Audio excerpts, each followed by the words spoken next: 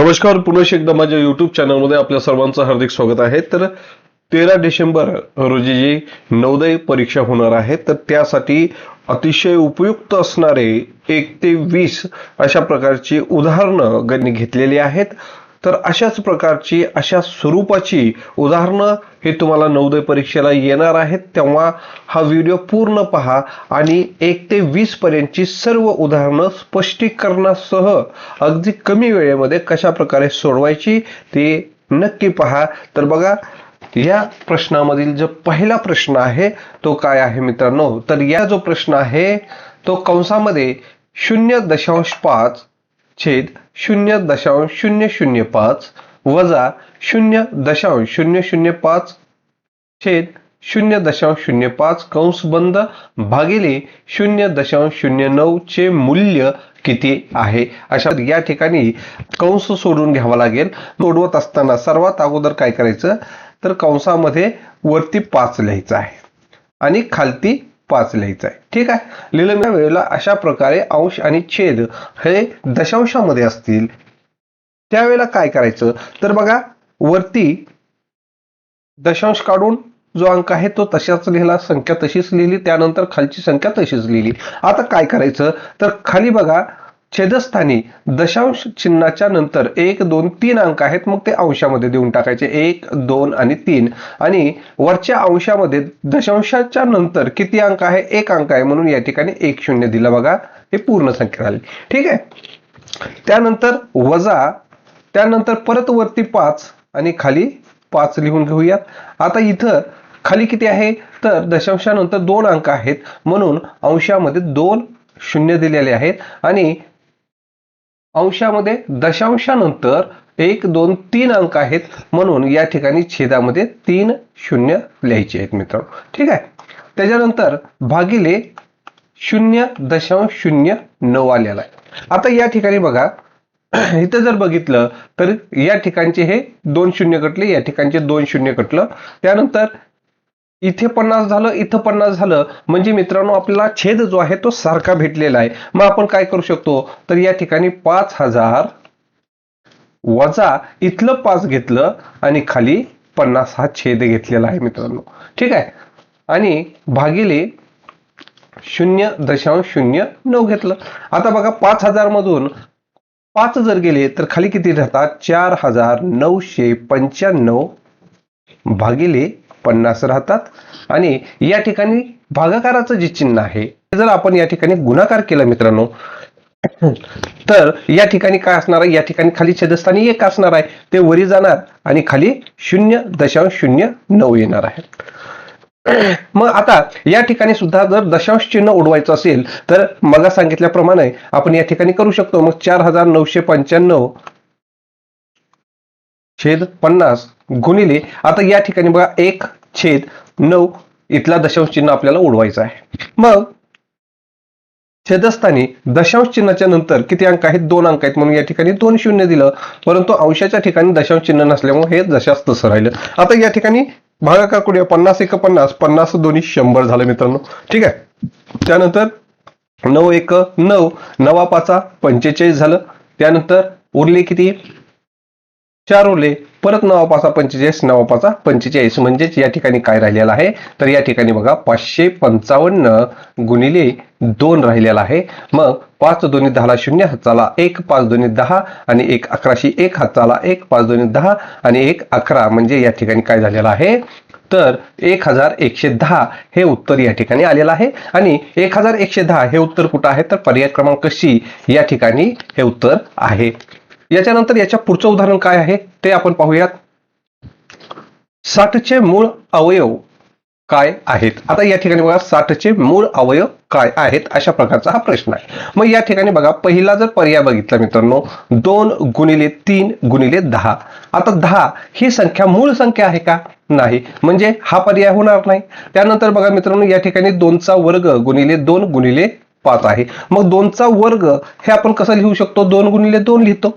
ठीक आहे, आणि त्याच्यानंतर 3 गुणिले 5 हे आपण या ठिकाणी लिहून घेऊयात। आता याचा गुणाकार केला, 2 दोन्ही 4, 4 त्रिक 12 आणि 12 पंचे 60, म्हणजे या ठिकाणी पर्याय क्रमांक B जे आहे 2चा वर्ग गुणिले 3 गुणिले 5 हे 60चे मूळ अवयव असणार आहेत मित्रांनो. याच्यानंतर याच्या पुढचा प्रश्न कसा आहे तो या ठिकाणी पाहूयात. एका संख्येतील अंकाची बेरीज त्या संख्येतून वजा केल्यास हाती आलेली संख्या नेहमी डॅश डॅश याने विभागता येते. बघा आता एका संख्येतील अंकाची बेरीज कोणतीही एक संख्या घेऊत मित्रांनो. ठीक आहे. मग या ठिकाणी बघा 11 ही संख्या घेतली आणि 11 याच्यामध्ये अंक कोणते आहेत? 1 अधिक 1 आहे. 1 अधिक 1 आहे. बरोबर किती झाले? 2 झालेले आहेत मित्रांनो. मग 2 हे काय करूयात? 11 मधून वजा करूयात. मग खाली किती राहिले? 9. मग 9 ला कशाने भाग जातो? तर 9 या संख्येने भाग जातो. म्हणून याचं उत्तर जे आहे ते पर्याय क्रमांक सी राहणार आहे. आता 11 ही संख्या घेतली. दुसरी अजून कोणतीही संख्या घेऊ, जसं की 35 आहे बघा. मग 35 या संख्येमधील 3 आणि 5 मिळून होतात 8. मग 35 मधून जर 8 गेले तर खाली किती राहतात मित्रांनो? ते राहतात 27. आणि 27 या संख्येला कशाने भाग जातो? तर 9 ने भाग जातो. म्हणून या प्रश्नाचं उत्तर हे पर्याय क्रमांक सी हे असणार आहे. याच्यानंतर याच्या पुढचं उदाहरण काय आहे ते आपण या ठिकाणी पाहूयात. एका क्रिकेट खेळाडूच्या मागील 9 डावातील सरासरी 55 आहे. त्याने 10व्या डावामध्ये किती धावा केल्यास त्याची एकूण सरासरी 60 होईल? बघा मित्रांनो अगदी सोपं आहे. आता एक क्रिकेट खेळाडू मागील 9 डावातील सरासरी 55 आहे. मग एकूण धावा जर काढायच्या असतील, बघा एकूण धावा जर काढायच्या असतील, एकूण धावा तर काय करावं लागेल? तर डाव एकूण डाव गुणिले सरासरी करावं लागेल. ठीक आहे. मग किती आहे? 9 गुणिले 55 आहे. मग 9 5 45 ला 5 हातचे आलेले 4, 9 5 45 आणि 4 मिळून होतात 49. म्हणजे 495 हे 9 डावातील एकूण धावा 495 असणार आहेत मित्रांनो. आणि या ठिकाणी काय सांगितलेलं आहे बघा, तर 10व्या डावामध्ये किती धावा केल्यास म्हणजेच एकूण सरासरी 60 होईल. मग या ठिकाणी बघा 10वा डाव म्हणजे 1 ते 10 पर्यंत जर डाव घेतले 10 गुणिले 60 ही सरासरी येते. मग 10 सक्क 60 म्हणजे 600 ही काय झालेली आहे मित्रांनो? तर 600 ही 10 डावातील एकूण धावसंख्या झालेली आहे. मग काय करायचं? तर बघा एकूण 600 धावामधून जर आपण 495 धावा वजा केल्या तर आपल्याला त्या एका डावामधील धावसंख्या निघणार आहे. मग बघा या ठिकाणी 10 मधून 5 गेले, खाली उरले 5 मित्रांनो. 9 मधून 9 गेले 0 आणि 5 मधून 4 गेले, खाली उरले 1. म्हणजेच या ठिकाणी 105 धावा ह्या 10व्या डावामध्ये कराव्या लागणार आहेत. त्यावेळेला ती सरासरी जी आहे ती किती होणार आहे? 60 होणार आहे. आणि हा पर्याय कुठे आहे? तर पर्याय क्रमांक सी या ठिकाणी आहे मित्रांनो. याच्यानंतर याच्या पुढचं उदाहरण काय आहे ते या ठिकाणी पाहूयात. एक दुकानदार रुपये 20 ला एक पट्टी, बघा 20 ला एक पट्टी किंवा 1 डझन एक पाकिट रुपये 200 ला विकतो.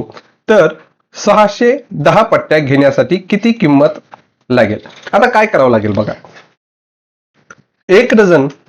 एक डझन म्हणजे किती रे? 1 डझन म्हणजे 12 वस्तू असतात बघा. 1 डझन म्हणजे 12 वस्तू असतात. मग आता 610 वस्तूमध्ये किती डझन होतात हे आपल्याला काढावं लागेल. त्याच्यासाठी काय करावं लागेल? 610 ला 12 ने भागावं लागणार आहे. मग आता किती पूर्ण भाग कितीचा वस्तू आहे? तर बघा 12 1 12 आणि 12 पंचे 60 झालं मित्रांनो. म्हणजे 12 पंचे 60 आणि या ठिकाणी भाग जात नाही म्हणून या ठिकाणी 0 घेतलं. बाकी किती उरले? 10 उरलेले. ठीक आहे. मग बघा 50 डझन झाले. किती झाले? 50 डझन. 610 पट्ट्या म्हणजेच 50 डझन आणि खुल्या 10 पट्ट्या. ठीक आहे. 50 डझन आणि 10 खुल्या पट्ट्या. ठीक आहे. 10 खुल्या पट्ट्या. मग आता एक पट्टी कितीला म्हणते रे? 20 रुपयाला म्हणते. कितीला म्हणतं? 20 रुपयाला. आणि 1 डझन कितीला म्हणतं? 200 रुपयाला. मग बघा 50 डझन म्हणजे 50 गुणिले 200 केलं अधिक एक पट्टी कितीला आहे? तर एक पट्टी 20 ला आहे. मग 10 पट्ट्याचे 10 गुणिले 20 झाले. ठीक आहे. आता बघा या ठिकाणी 5 दोन्ही 10 झाले म्हणजे या ठिकाणी हे 10,000 झाले मित्रांनो. अधिक 10 दोन्ही 20 आणि हे 0. म्हणजे या ठिकाणी काय झालेलं आहे तर 10,200 रुपये एवढी किंमत ही लागणार आहे. आणि 10,200 हा पर्याय कुठं आहे तर बघा हा पर्याय या ठिकाणी पर्याय क्रमांक बी या ठिकाणी 10,200 हा पर्याय आपल्याला दिसत आहे. याच्यानंतर याच्या पुढचं उदाहरण काय आहे ते पाहूयात. एक अपूर्णांक तसाच किंवा समान राहतो जर बघा एकाच संख्येची भर अंश आणि छेद यामधून वजा केली जाते. आता या ठिकाणी आपण एखादी संख्या घेऊयात. ठीक आहे, एक संख्या घेतली आपण, कोणती घेतली 3/4 घेतली. ठीक आहे. आता तर आपण 1 वजा केलं आणि याच्यातून 1 वजा केलं म्हणजे 3 मधून 1 वजा केलं, खाली किती राहिले मित्रांनो 2 राहिले आणि खाली या ठिकाणी 3 राहिले. मग आता मला सांगा 3/4 हा जो अपूर्णांक आहे हा अपूर्णांक तसाच राहिला का किंवा समान राहिला का नाही तर तो बदल झालेला आहे, 2/3 झालेला आहे. म्हणून हा पर्याय बरोबर आहे का नाही हा चुकीचा आहे. दुसरं बघा एकच संख्यात अंश आणि छेद यात मिळवली तर आता एकच संख्या जसं की आपण बघितलं हाच अपूर्णांक आपण या ठिकाणी घेऊयात 3/4 याच्यामध्ये परत 1 मिळवूयात, इथं 1 मिळवूयात. बरोबर 3 आणि 1 झालं 4 आणि खाली 4 अधिक 1 बरोबर 5 झालेला आहे. किंवा 3/4 हा अपूर्णांक तसाची तसा आहे का येत नाही म्हणजे हा दुसरा पर्याय सुद्धा काय आहे मित्रांनो चुकीचा आहे. त्यानंतर तिसरा पर्याय काय आहे बघा एकाच संख्येने अंश आणि छेद यांना गुणाकार केल्यावर 0 वगळून, हे महत्वाचं आहे 0 वगळून. ठीक आहे, जसं की बघा 3/4 आहे त्याला आपण 2 न गुणूयात, अंशाला 2 आणि छेदाला 2. ठीक आहे, मग आता 3 दोन्ही 6 आणि 4 दोन्ही 8. आता या ठिकाणी जर बघितलं मित्रांनो याला आपण जर संक्षिप्त रूप केलं तर काय होणार आहे बघा 2×6 आणि 2×8 म्हणजेच या ठिकाणी तो अपूर्णांक काय आहे तसाच राहणार आहे किंवा त्याच्या समान राहणार आहे किंवा तो सममूल्य राहणार आहे. मग हे वाक्य बरोबर या ठिकाणी लागू होतं. तो केव्हा सममूल्य होतो किंवा केव्हा तसाच राहतो तर एका संख्येने अंश आणि छेद यांना गुणल्यावर. म्हणून पर्याय क्रमांक 3 हे उत्तर बरोबर असणार आहे मित्रांनो. याच्यानंतर याच्या पुढचा प्रश्न काय आहे तो आपण या ठिकाणी पाहूयात. साक्षीला रोहितपेक्षा 5 गुण जास्त मिळाले आहेत. मेघाला रोहितपेक्षा 9 गुण जास्त मिळाले. तिघांना मिळून 119 गुण मिळाले तर साक्षीला किती गुण मिळाले. आता या ठिकाणी बघा या गणितामध्ये किती जण आहेत तर 3 जण आहेत. त्याच्यामध्ये कोण कोण आहे, एक आहे साक्षी, दुसरा आहे मेघा आणि तिसरा आहे रोहित. ठीक आहे, आता या ठिकाणी बघा आपण गणित जर वाचलं मित्रांनो तर साक्षीला रोहितपेक्षा 5 गुण जास्त मिळाले म्हणजे चे गुण हे या ठिकाणी आपल्याला दिलेले आहेत. मेघाला रोहितपेक्षा 9 गुण जास्त मिळाले म्हणजे मेघाचे सुद्धा गुण दिलेले आहेत परंतु रोहितचे गुण हे मात्र दिलेले नाहीत. मग काय करायचं रोहितचे गुण हे x मानून घ्यायचे. बघा x मानायचे. आता रोहितपेक्षा 5 गुण कुणाला जास्त मिळाले साक्षीला, मग x अधिक 5 करूयात आणि मेघाला x अधिक 9 केलं. का केलं कारण की रोहितपेक्षा 9 गुण कसे आहेत जास्त आहेत बघा म्हणून केलं. आणि तिघांच्या गुणाची बेरीज किती आहे तर 119 गुण मिळाले आहेत. मग हेच आपण कसं लिहू शकतो x अधिक 5 अधिक x अधिक 9 लिहू शकतो बरोबर 119 बरोबर. आता x 3x झालं मित्रांनो अधिक 9 आणि 5 14 बरोबर 119 झालं. त्यानंतर या ठिकाणी 3x बरोबर 119 वजा 14 केलं. मग 3x बरोबर 119 मधून 14 गेलं खाली किती राहिले तर 105 राहिले. बघा आता x ची किंमत काढायची. मग काय करून घेऊया x बरोबर या ठिकाणी x सोबत हे गुणाकारात आहे ते पुढं ज्यावेळेला बरोबर चिन्हाच्या पुढे जाईल त्यावेळेला ते भागाकारात जाणार आहे. मग 3 1 3 3 त्रिक 9 आणि 3 5 15. ठीक आहे, मग x बरोबर किती झाले मित्रांनो x बरोबर 35 झालेले. मग हे x काय आहे तर x हे रोहितचे गुण आहेत. x काय आहे x हे रोहितचे गुण आहेत आणि आपल्याला काय विचारलंय तर साक्षीला किती गुण मिळाले. मग साक्षीचे गुण काय आहेत बघा साक्षीचे गुण बरोबर साक्षीचे गुण गुण बरोबर काय आहे, x अधिक 5 आहेत. मग x बरोबर किती आला आहे, 35 अधिक 5 बरोबर 40 गुण हे कोणाला मिळालेले आहेत, साक्षीला मिळालेले आहेत. मग 40 हा पर्याय कुठे आहे, तर पर्याय क्रमांक सी या ठिकाणी 40 हा पर्याय आपल्याला दिलेला आहे मित्रांनो. याच्यानंतर याच्या पुढचं उदाहरण काय आहे हे आपण या ठिकाणी पाहूयात.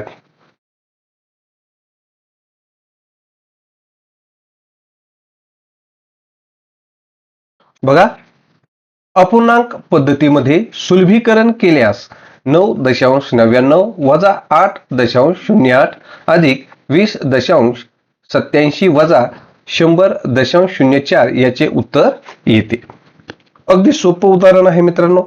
आता काय करायचं, तर बघा या ठिकाणी सरळ सरळ आपण करून घेऊयात. ठीक आहे, 9.99 वजा 8.07 अधिक 20.87 वजा 10.04.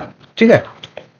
मग आता या ठिकाणी बघा, प्रत्येक संख्येमध्ये जर बघितलं, हे दशांश चिन्ह झालं की 2 अंक आहेत, दशांश चिन्ह झालं की 2 अंक आहेत, दशांश चिन्ह झालं की 2 अंक आहेत, दशांश चिन्ह झालं की 2 अंक आहेत.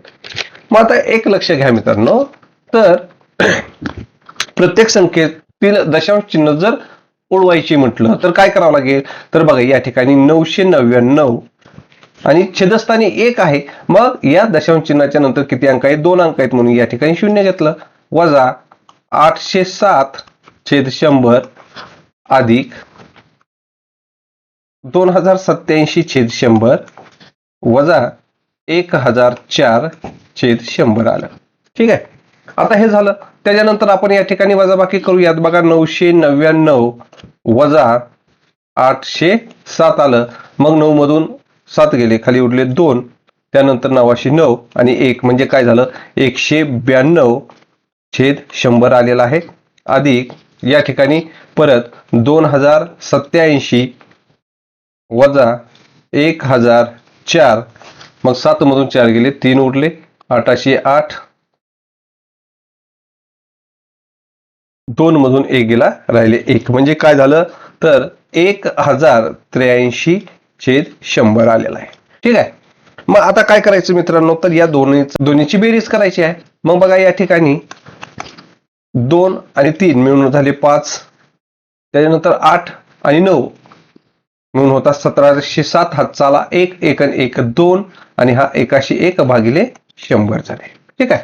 मग आता या ठिकाणी जर बघितलं तर आपण 12.75 अशा प्रकारे सुद्धा हे लिहू शकतो.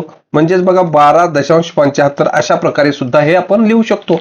परंतु या ठिकाणी मात्र जे उत्तर दिलेलं आहे हे कशात दिलेलं आहे, पूर्णांक युक्त अपूर्णांकात दिलेलं आहे. मग काय करायचं मित्रांनो, या ठिकाणी पूर्ण संख्या कोणती आहे, पूर्ण संख्या 12 आहे, म्हणून या ठिकाणी 12 लिहून घेतलं. वरती काय आहे, वरती 75 आहे, आणि खाली काय येणार आहे, तर दशांश चिन्हाच्या नंतर 2 अंक असल्यामुळे 100 येणार आहे. म्हणजे हे या प्रश्नाचं अचूक उत्तर येणार आहे. मग हा पर्याय कुठं दिसतोय तुम्हाला, तर बघा हा पर्याय क्रमांक सी या ठिकाणी दिसत आहे. त्याच्यानंतर याच्या पुढचं उदाहरण काय आहे ते पाहूयात. एका विक्रेत्याने 3 रुपयाला 2 या दराने लिंबे खरेदी केली व काही किमतीला विकली, तेव्हा प्रतिनग 1 रुपया नफा झाला. तर विक्री आहे, काय काढायची आहे, विक्री किंमत काढायची आहे. ठीक आहे. मग आता या ठिकाणी बघा मित्रांनो काय आहे, तर 3 रुपयाला किती लिंबू आहेत, 2 लिंबू आहेत. म्हणजे 1 लिंबू कितीला झालं मित्रांनो, तर बघा या 3 ला जर आपण 2 ने भागलं तर आपल्याला 1 लिंबाची किंमत मिळणार आहे. मग बघा बे उरला 1 झाले, मग 5 म्हणजे 1 रुपया 50 पैसे बरोबर, हे काय झालेलं आहे, 1 लिंबाची किंमत झालेली आहे. किती झाली, 1 लिंबाची किंमत झालेली आहे. आणि नफा किती मिळालेला आहे, तर नफा मिळालेला आहे 1 रुपया. म्हणजे या ठिकाणी खरेदी किंमत जी आहे ते 1 रुपया 50 पैसे आहे, आणि विक्री किंमत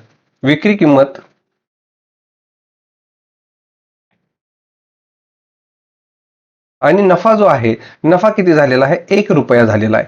म्हणजे याची विक्री किंमत जी असणार आहे ती किती असणार आहे, 2.50 रुपये हे एका लिंबाची विक्री किंमत असणार आहे मित्रांनो. किती असणार आहे, एका लिंबाची विक्री किंमत असणार आहे. मग आता बघा, या ठिकाणी आपण जर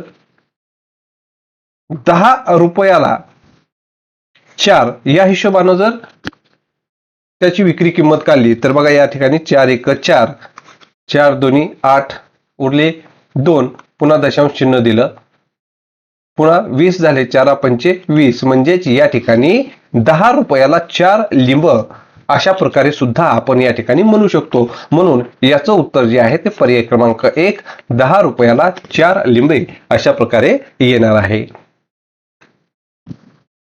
पुन्हा बघा, एका चौरसाकृती खोलीची परिमिती 360 मीटर असेल तर त्या खोलीत समान मापाच्या 2500 चौरसाकृती फरशा बसवल्या तर त्या प्रत्येक फरशीची परिमिती किती असेल. बघा मित्रांनो, या ठिकाणी एक खोली आहे. ही कशी आहे तर ही चौरसाकृती आहे आणि त्याची परिमिती याचा अर्थ ह्या चारही बाजूंची बेरीज बघा ती किती आहे, 360 आहे. ठीक आहे, 360 आहे. मग आता याच्यावरून, या परिमितीवरून काय करावं लागेल तर या चौरसाकृती खोलीचे क्षेत्रफळ हे आपल्याला काढून घ्यावं लागणार आहे. मग त्याच्यासाठी आपण पहिल्यांदा त्याची बाजू काढून घेऊया. मग 360 भागिले 4 जर केलं तर आपल्याला काय भेटणार आहे, त्याची बाजू समजणार आहे. ठीक आहे, मग 4 1 4, 4 9 36, म्हणजे 90 ही काय आलेली आहे, याची बाजू आलेली आहे मित्रांनो. आणि ज्या वेळेला आपल्याला बाजू बरोबर 90 ही मिळालेली आहे, या बाजूवरून आपल्याला याचं क्षेत्रफळ काढता येईल. मग चौरसाचे क्षेत्रफळ बरोबर बाजूचा वर्ग. मग आता या ठिकाणी बघा मित्रांनो, 90 आहे, 90चा वर्ग काय येतो रे, तर बघा 0 0 आणि 9 9 81, म्हणजे 8100 हे काय झालेलं आहे, या चौरसाकृती खोलीचं क्षेत्रफळ झालेलं आहे. मग आता फरशा काढायचे आहेत. मग फरशा काढत असताना एक सूत्र आपल्याला माहित आहे की फरशांची संख्या बरोबर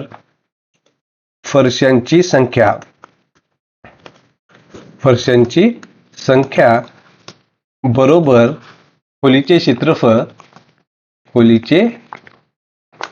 क्षेत्रफळ भागिले फरशीचे क्षेत्रफळ. ठीक आहे, फरशीचे क्षेत्रफळ. मग आता या ठिकाणी बघा, खोलीचे क्षेत्रफळ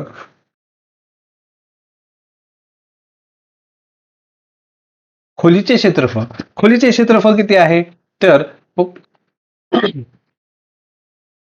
खोलीचे क्षेत्रफळ आहे 8100 आलेला आहे, 8100 आलेला आहे.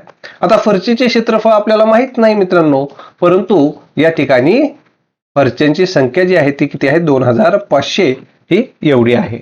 मग काय करायचं तर बघा, एकदम सोपं आहे. आता फरशीचं क्षेत्रफळ इकडे घ्यायचं आणि हे फरशांची संख्या इकडे घ्यायची. ठीक आहे, मग फरशीचे क्षेत्रफळ बरोबर 8100 भागिले 2500. आता याची काटाकाटी करूयात. मग बघा, हे 2 गेले, 25 1 25, 25 त्रिक 75, 25 2 50, परत 10 उरले मित्रांनो, परत 25 चोक 100 आलेला आहे. फरशीचं क्षेत्रफळ आलेलं आहे. पण फरशी कशी आहे, चौरसाकृती फरशी आहे. मग त्यावरून आपल्याला त्या फरशीची काय काढायची आहे, बाजू काढायची आहे. मग क्षेत्रफळ म्हणजेच बाजूचा वर्ग, मग फरशीचे क्षेत्रफळ बरोबर बाजूचा वर्ग. मग आता या ठिकाणी बघा, फरशीचे क्षेत्रफळ किती आहे, 3.24 आहे, बरोबर बाजूचा वर्ग आहे. मग आता 324 हे कोणत्या संख्येचं वर्ग आहे, तर याची जर शॉर्ट ट्रिक पाहिजे असेल तर आपण डिस्क्रिप्शन बॉक्समध्ये याचा व्हिडिओ टाकलेला आहे. अगदी काही सेकंदामध्ये कोणत्याही संख्येचं वर्गमूळ हे तुम्ही काढू शकता. मग या ठिकाणी बघा 324 आहे. मग आपण या ठिकाणी बघूया, 324 आहे, 2 अंक 24 एकक स्थानी 24 आहे. मग 4 हा अंक कोणत्या वर्गसंख्येच्या एकक स्थानी येतो, तर बघा 2 2 4 आणि 8 8 64 या 2 संख्येच्या एकक स्थानी येतो मित्रांनो. मग याच्यानंतर राहिलं या ठिकाणी 3 आहे. मग 3 पेक्षा लहान वर्ग कोणता आहे, तर 1 आहे. ठीक आहे, आणि 1च्या पुढे 2 आहे, मग बे 1 बे. मग आता ही दोन संख्या जी आहे या 2 पेक्षा हे 3 मोठा आहे का लहान आहे? मोठा आहे, म्हणून या ठिकाणी 1च्या पुढे घेतलं. म्हणजेच या ठिकाणी 1.8 बरोबर काय आलेलं आहे? बाजू आलेली आहे. मग ही एक बाजू झाली, परंतु आपल्याला काय विचारलेलं आहे की फरशीची परिमिती विचारलेली आहे. म्हणून याला जर आपण 4 केलं तर 18 चोक 72 म्हणजे 7.2 मीटर ही काय येणार आहे? तर या फरशीची परिमिती येणार आहे. आणि 7.2 मीटर हा पर्याय कुठे आहे? तर बघा या ठिकाणी 7.2 मीटर हा ए या ठिकाणी पर्याय आहे. याच्यानंतर याच्या पुढचं उदाहरण काय आहे ते आपण पाहूयात. 9:05 घड्याळाचा तास काटा व मिनिट काटा यांच्यात कोणता कोन होईल? तर बघा मित्रांनो, या ठिकाणी हे घड्याळ आहे. ठीक आहे. आता या ठिकाणी 12 आहे, या ठिकाणी 3 आहे, या ठिकाणी 6 आणि या ठिकाणी 9 आहे. ठीक आहे. आणि याच्यामध्ये 1 2 असे एकूण 12 अंक आहेत. परंतु आपल्याला माहित आहे की वर्तुळ जे आहे तर त्याचं जे माप आहे ते किती असतं? 360 अंशाचं असतं. आणि याच्यामध्ये एकूण अंक जे आहेत ते किती आहेत? तर ते 12 आहेत. मग 12 1 12, 12 3 36 म्हणजेच दोन अंकामधील अंतर जे आहे ते किती आहे? 30 अंशाचं आहे. ठीक आहे. ते किती आहे? 30 अंशाचं आहे. आणि या ठिकाणी आपल्याला काय विचारलंय की 9:05 म्हणजे या ठिकाणी बघा हे 9 आणि या ठिकाणी 5 मिनिटावरती त्याचा काय आहे? अंक आहे. ठीक आहे. मग आता या ठिकाणी जर विचार केला तर 9 आणि 10 11 आणि 12 मग यामध्ये 30 30 आणि 30 60 आणि 30 90 90 आणि हे 30 म्हणजे 120 अंशाच्या जवळपास हा कोन होणार आहे. मग हा काटकोन नाही किंवा लघुकोनही नाही मित्रांनो. मग हा कोणता कोन आहे? हा विशाल कोन आहे. परंतु विशाल कोन हा पर्याय आपल्याला या ठिकाणी दिसतोय का? दिसत नाही. परंतु या ठिकाणी अधिक कोन हा पर्याय मात्र आपल्याला दिसत आहे. म्हणून याचं उत्तर जे आहे ते पर्याय क्रमांक डी अधिक कोन हे असणार आहे मित्रांनो. याच्यानंतर याच्या पुढचा प्रश्न काय आहे तो आपण या ठिकाणी पाहूयात. एका मैदानाची लांबी रुंदीच्या तिपटी एवढी असून क्षेत्रफळ 19,200 आहे. एक व्यक्ती 20 सेकंदात 40 मीटर चालत अंतर पार करते, तर तिला या मैदानाला 6 फेऱ्या मारण्यासाठी किती वेळ लागेल? किती वेळ लागेल? बघा मित्रांनो, आता या ठिकाणी काय सांगितलेलं आहे की मैदानाची लांबी रुंदीच्या तिपटी एवढी आहे. मग समजा आपण रुंदी जी आहे ही रुंदी x मानली, तर याची लांबी काय होणार आहे रे? तर लांबी होईल बघा 3x होणार आहे मित्रांनो. ठीक आहे. 3x आणि त्याचं क्षेत्रफळ किती आहे? तर ते आहे 19,200. यावरून आपल्याला हे जे मैदान आहे हे मैदान जे आहे या मैदानाची बाजू किंवा लांबी रुंदी ही आपल्याला काढता येणार आहे. मग मैदानाचे क्षेत्रफळ बघा, मैदानाचे क्षेत्रफळ बरोबर लांबी गुणिले रुंदी, मग 3x गुणिले x आलं मित्रांनो. मग मैदानाचे क्षेत्रफळ किती दिलेलं आहे? 19,200 दिलेलं आहे बरोबर x 3x गुणिले x याचाच अर्थ 3x चा वर्ग असा होतो मित्रांनो. मग आता या ठिकाणी बघा x चा वर्ग आणि या ठिकाणी 19,200 या ठिकाणी जे 3 आहे हे गुणाकारातील 3 बरोबर चिन्हाच्या दुसऱ्या बाजूला गेल्यानंतर हे भागाकारात जाणार आहे. मग 3 1 3 3 संग 18 हाताला 1 12 झाले, 3 चोक 12 आणि या ठिकाणी हे 2 0. ठीक आहे. म्हणजे किती झालं? तर 6,400 बरोबर x झालेला आहे. आता x चा वर्ग झालेला आहे मित्रांनो या ठिकाणी. ठीक आहे. मग x चा वर्ग, मग 64 किंवा 6,400 हा कोणत्या संख्येचा वर्ग आहे? तर बघा 8 8 64 आणि हे 0 म्हणजे x बरोबर काय आलेला आहे? ते आलेला आहे 80. ठीक आहे. मग 80 ही रुंदी झालेली आहे. मग आता लांबी काय होणार आहे? तर या ठिकाणी आता लांबी आपण बघूयात. लांबी बरोबर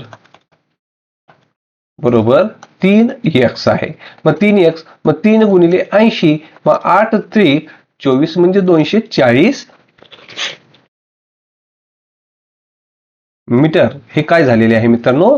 ही त्याची लांबी झालेली आहे. आता लांबी आणि रुंदी दोन्ही आपल्याला मिळालेलं आहे. मग याच्यावरून त्या मैदानाची परिमिती आपल्याला काढता येणार आहे किंवा त्या मैदानाचं पूर्ण अंतर किती आहे ते आपल्याला या ठिकाणी काढता येणार आहे. मग या ठिकाणी बघा,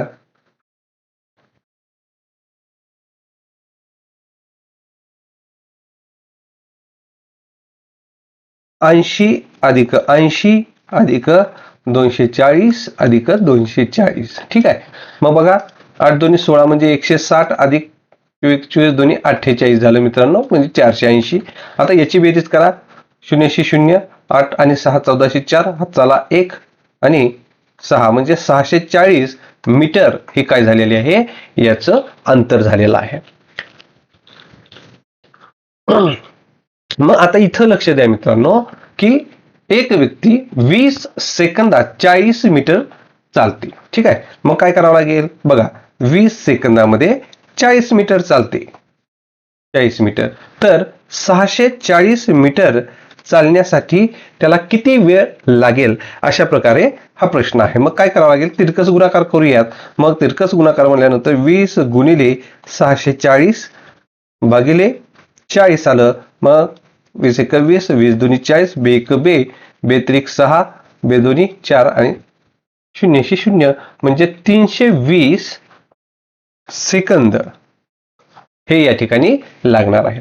परंतु या ठिकाणी काय म्हणतोय मित्रांनो, की मैदानाला एका फेरीसाठी 320 सेकंद लागणार आहे, परंतु 6 फेऱ्या मारायच्या आहेत. मग 6 फेऱ्या मारण्यासाठी मग काय करावं लागेल, 320 गुणिले 6 करावं लागणार आहे. मग 6 0 0, 6 2 12, 2 हाताला 1 आणि 6 18 आणि 1 19 म्हणजे 1920 सेकंद लागणार आहेत. आणि 1920 सेकंद यांचं ज्या वेळेला आपण मिनिटामध्ये रूपांतर करणार आहोत, त्यावेळेला त्याला काय करावं लागेल, 60 ने भागावं लागणार आहे. मग हे 0 गेले, हे 0 गेले, 6 1 6, 6 18, उरला 1, 6 2 12 म्हणजे 32 मिनिटे. 32 मिनिटे हे या ठिकाणी लागणार आहेत. आणि 32 मिनिटे हा पर्याय कुठे आहे, तर पर्याय क्रमांक बी 32 मिनिटे या ठिकाणी आहे. याच्यानंतर याच्या पुढचं उदाहरण काय आहे ते आपण या ठिकाणी पाहूयात. 500 मीटर लांबीची आणि ताशी 60 किलोमीटर वेगाने धावणारी आगगाडी एका खांबाला किती वेळात ओलांडेल. काय काढायचं आहे, वेळ काढायचा आहे. मग वेळ बरोबर सूत्र काय आहे मित्रांनो, तर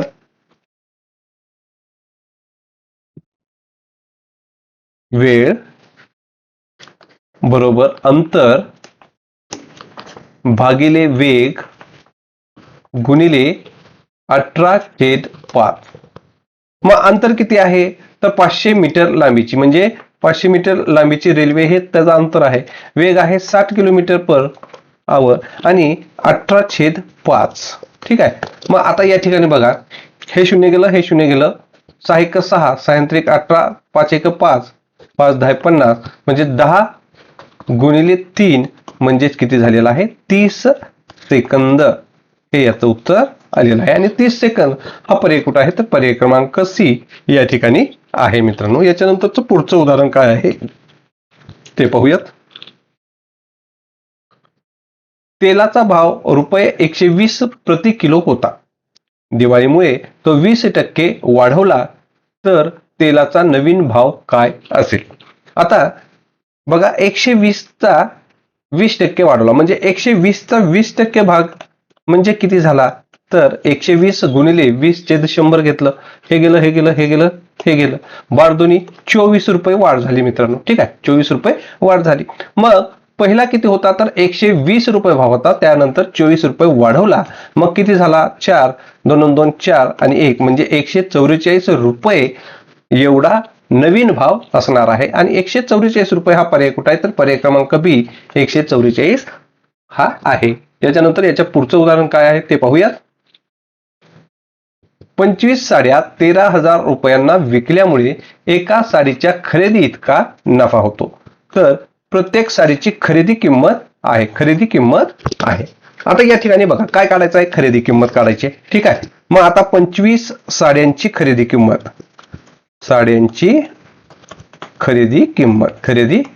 बरोबर काय होईल, 25x होईल. मग नफा किती झालेला आहे रे, तर एका साडीच्या विक्री किंमत म्हणजे x झाला. आणि विक्री किंमत काय आहे तर बघा 13,000 रुपयांना विकल्यामुळे म्हणजे 13,000 रुपये काय आहे विक्री किंमत आहे. ठीक आहे. मग आपल्याला काय काढायचं आहे तर आपल्याला खरेदी किंमत काढायची आहे. मग बघा मित्रांनो, खरेदी किंमत बरोबर काय असणार आहे तर खरेदी किंमत बरोबर विक्री किंमत वजा नफा बरोबर आपली खरेदी किंमत निघणार आहे. मग खरेदी किंमत 25x बरोबर विक्री किंमत आहे 13,000 आणि नफा आहे x. मग आता इकडला वजाबाकीतला नफा इकडे जर गेला तर काय होईल 25x अधिक x बरोबर 13,000 होणार आहे मित्रांनो. मग या ठिकाणी 25x अधिक x बरोबर किती झालं तर ते झालं 26x बरोबर 13,000. ठीक आहे. मग x बरोबर हे 13,000 भागिले 26 केलं. मग 26 एक 26, 26 पाचा 130 आणि 2 शून्य म्हणजे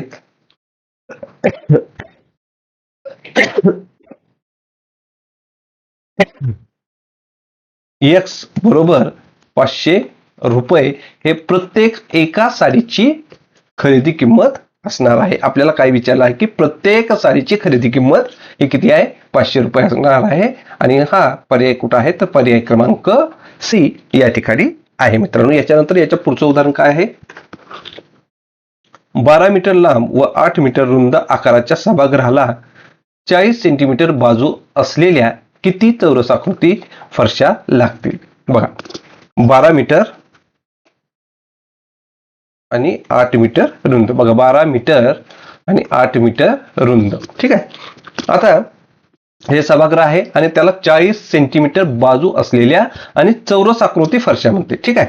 मग आता काय करावं लागेल एकूण फरशाची संख्या काढायची आहे. मग एकूण फरशांची संख्या बरोबर काय करावं लागेल तर त्या सभागृहाचे क्षेत्रफळ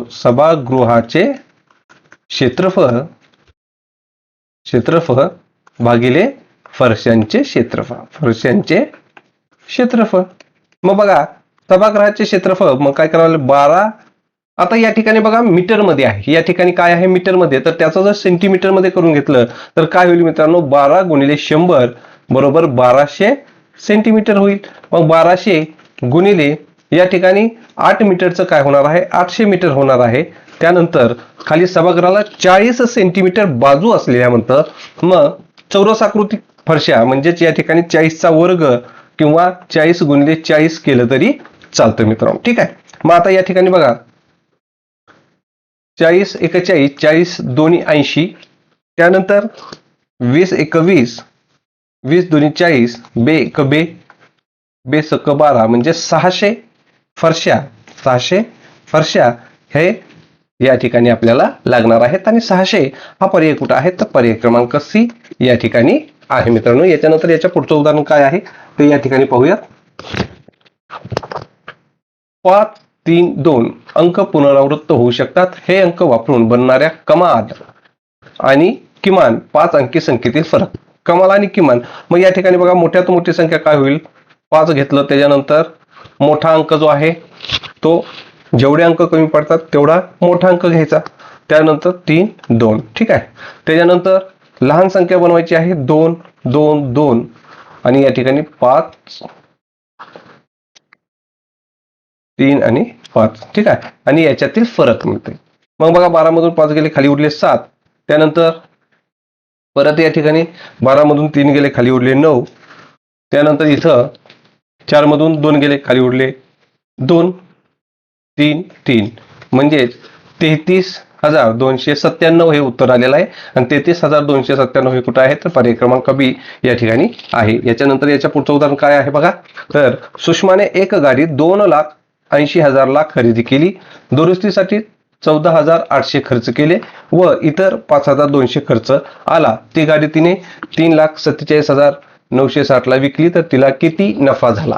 आता ज्या वेळेला अशा प्रकारचं उदाहरण असेल त्यावेळेला आपण खरेदी किमतीमध्ये फक्त खरेदी केलेली किंमत पकडत नाही तर त्या वस्तूला दुरुस्तीसाठी किती खर्च लागला, त्याचप्रमाणे त्याला ने आण करण्यासाठी किती खर्च लागला किंवा इतर खर्च किती लागला हा सर्व खर्च एकत्र पकडत असतो. मग या ठिकाणी बघा मित्रांनो गाडीची किंमत जी आहे ती किती आहे तर ती आहे 2,80,000 आहे मित्रांनो. 2,80,000. त्यानंतर 800 14,800 हा खर्च दुरुस्तीसाठी झालेला आहे आणि 5,200 हा खर्च काय झालेला आहे, हा इतर खर्च झालेला आहे. मग सर्व मिळून जर बघितलं तर 0,0,0,0,0 8 2 10 0 हाताला 1 0 6 हाताला 1 0 6 आणि 3 म्हणजेच या ठिकाणी 3 लाख रुपये हा खरेदी खर्च झालेला आहे मित्रांनो. मग ती गाडी कितीला विकली, 3,47,960 ला विकलेली आहे. तर तिला किती नफा झाला. मग आता काय करावं लागेल, तर एकूण जो विक्री किंमत आहे त्या विक्री किंमतीमधून आपल्याला खरेदी किंमत काय करावी लागेल, वजा करावी लागणार आहे. मग खाली किती राहिलं तर बघा 47,960 रुपये हा निव्वळ नफा तिला झालेला आहे. आणि 47,960 रुपये हा पर्याय कुठं आहे, तर हा पर्याय क्रमांक सी या ठिकाणी आहे मित्रांनो. याच्यानंतर याच्या पुढचं उदाहरण पाहूयात. शेजारी दिलेल्या आलेखात एका रोपवाटिकेतील विविध फुलझाडांच्या संख्येची माहिती दिलेली आहे.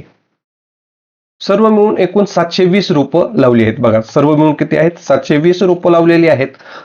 तर गुलाब व जास्वंदाची एकूण रोपे मोगऱ्याच्या एकूण रोपांपेक्षा कितीने कमी अथवा जास्त आहे. आता या ठिकाणी जर या आकृतीचं निरीक्षण केलं तर हे काय आहे मित्रांनो, तर हे एक वर्तुळ आहे आणि या वर्तुळाचं माप काय असतं, 360 असतं. बघा काय असतं, 360 असतं. मग आता एक विचार करा, जर 360 म्हणजेच 720 असेल, 360 म्हणजे काय असणार आहे, 720 असणार आहे. याचाच अर्थ काय होतो, तर बघा 36 एक 36 आणि 36 दोन्ही 72. ठीक आहे, म्हणजे 360 जर एक असेल तर 720 म्हणजे किती युनिट होतील, 2 युनिट होतील. ठीक आहे, मग हे जे जास्वंद, मोगरा, गुलाब इतर जे काही झाडं दिलेली आहेत ते टोटल किती आहेत, 720 आहेत. म्हणजे जर या ठिकाणी आता जास्वंद 50 दिलेले आहेत, बघा 50 दिलेले आहेत, मग 50 चे किती होतील जास्वंद रे, 100 होणार आहेत. इतर 90 आहेत म्हणजेच 180 होणार आहेत. गुलाब 120 आहे म्हणजे 240 होणार आहे. बरोबर. तर काय विचारलं, तर गुलाब व जास्वंदाची एकूण रोपे मोगऱ्याच्या एकूण रोपापेक्षा कितीने कमी अथवा जास्त आहेत. मग गुलाब कुठं आहे, ते गुलाब 120 आहे. मग 120 म्हणजेच किती, तर 240 झालेला आहे. बघा 120 म्हणजे किती, 240 झालेला आहे. त्याच्यानंतर जास्वंदाची रोपं 50 आहेत. मग 50 म्हणजेच किती, तर 100 झालेले आहेत. एकूण किती झाले, तर 340 रोपं झालेली आहे. आणि काय विचारलेलं आहे, तर मोगऱ्याच्या एकूण रोपापेक्षा कितीने कमी अथवा जास्त. आता मोगऱ्याची रोपं किती आहेत, 100. मग 100 म्हणजेच मित्रांनो 200 झाडं झालेली आहेत. बघा 100 म्हणजे किती, 200 झाडं झालेले आहेत. मग 340 मधून जर 200 वजा केले तर खाली किती राहणार आहे, 140 राहणार आहेत. म्हणजे 140 ने कसे असणार आहेत, ते जास्त असणार आहेत. मग 140 ने जास्त हा पर्याय कुठं आहे, तर हा पर्याय क्रमांक बी या ठिकाणी आहे मित्रांनो. याच्यानंतर याच्या पुढचं जे प्रश्न आहे तो पाहूयात. परंतु या ठिकाणी बघा जास्वंद 50 अंश आहे मित्रांनो, अंशामध्ये हे दिलेलं आहे.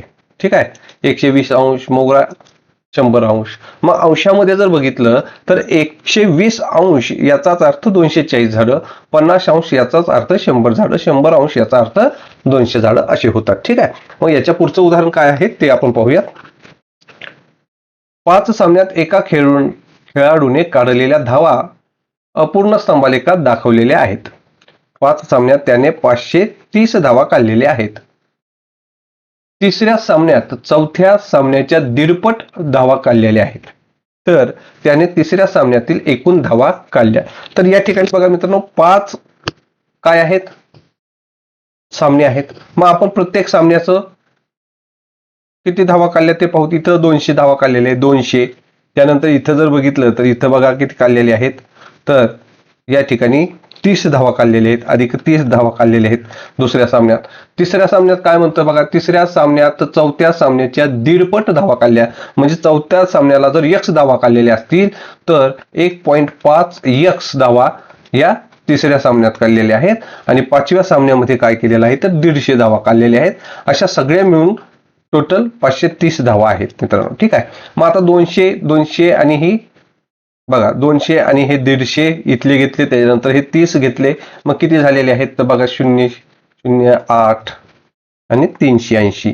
हे 380 धावा काय करायच्या, तर या 530 मधून 380 धावा वजा करून घेऊयात. बघा ठीक आहे, मग या ठिकाणी बघा 0 0, त्यानंतर 13 मधून 8 गेले, खाली राहिले 5 आणि या ठिकाणी 1 म्हणजे 150 धावा राहिलेल्या आहेत. आणि या ठिकाणी बरोबर हे 1.5 आणि हे 1 म्हणजे 2.5x झालेला आहे मित्रांनो.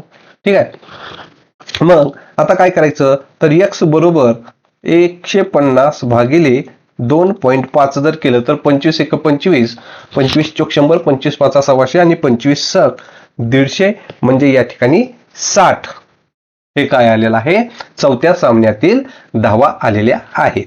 मग काय विचारलं की तिसऱ्या सामन्यात एकूण किती धावा केलेल्या आहेत. मग काय करावं लागेल, 60 गुणिले 1.5 करावं लागेल मित्रांनो.